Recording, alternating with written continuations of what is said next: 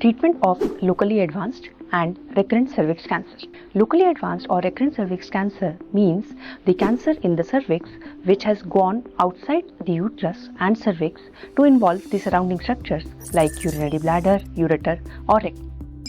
The condition of these patients are dismal, but these can also be treated with the surgery called pelvic exenteration.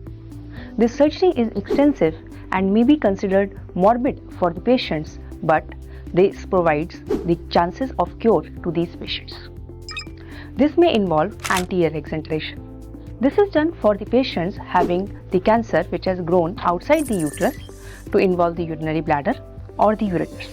This involves removal of the uterus, cervix, ovaries, the urinary bladder and the ureter as a whole.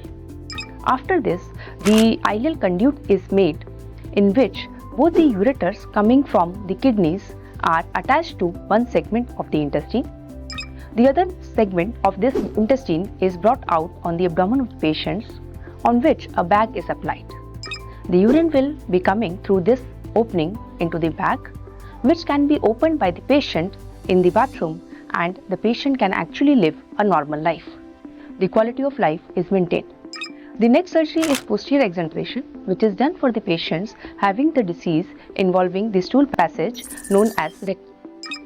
In this, uterus as well as the complete stool passage is removed, and then this is brought out on the abdomen of the patient as permanent colostomy.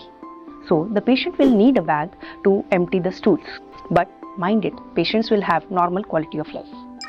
The last is total pelvic exenteration, which involves removing of all the organs in the pelvis, that is the urine bag, the uterus as well as the stool passage, and the patient will have both the openings on the abdomen. But these patients also lead a good quality of life and are cured of cancer. So these exenteration surgeries are extensive, but they provide cure to these patients.